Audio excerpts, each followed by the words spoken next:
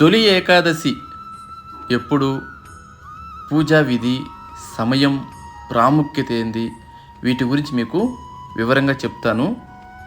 సనాతన ధర్మంలో ఏకాదశి తిథి అత్యంత ప్రాముఖ్యత ఉంది. ఈ ఏకాదశి తిథి శ్రీ మహావిష్ణువుకి అంకితం చేయబడింది.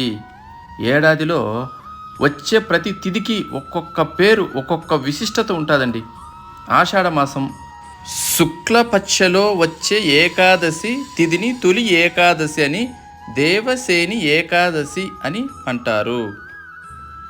అయితే ఈ తొలి ఏకాదశి నుంచే హిందువుల పండగలు మొదలవుతాయని నమ్మకం. అంతేకాదండో, ఈ రోజున ఒక లోక రక్షకుడైన శ్రీ మహావిష్ణువు యోగ నిద్రలోకి వెళ్తాడని నమ్మకం. ఈరోజు తొలి ఏకాదశి ఎప్పుడు వచ్చింది, ప్రాముఖ్యత, పూజా విధానం గురించి తెలుసుకుందాము. ప్రతి సంవత్సరము తొలి ఏకాదశి పండుగని ఆషాఢమాసం శుక్లపక్ష ఏకాదశి రోజున జరుపుకుంటారు. ఈరోజు మహావిష్ణువుకి అంకితం చేయబడింది. దీనిని చాలా పవిత్రంగా భావిస్తారు. ఈ రోజు నుంచి శ్రీ మహావిష్ణువు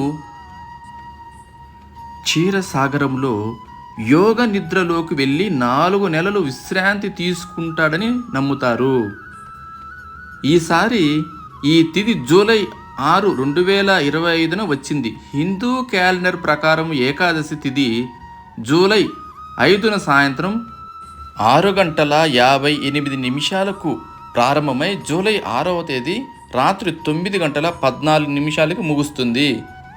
ఉపవాసం ఎల్లప్పుడూ ఉదయం తిథి రోజునే పాటిస్తారు కనుక ఈ తొలి ఏకాదశి ఉపవాసం జూలై 6న పాటించాల్సి ఉంటుంది.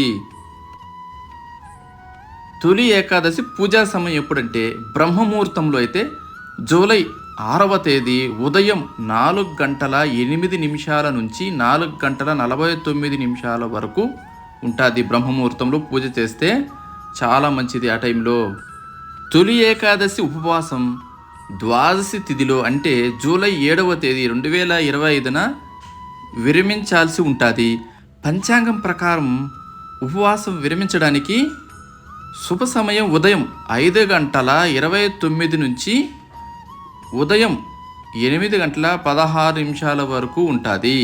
ఈరోజు ద్వాదశి తిథి రాత్రి 11:10 ముగుస్తుంది కనుక ఉదయం ఉపవాసం విరమించడం శుభప్రదంగా పరిగణించబడుతుంది.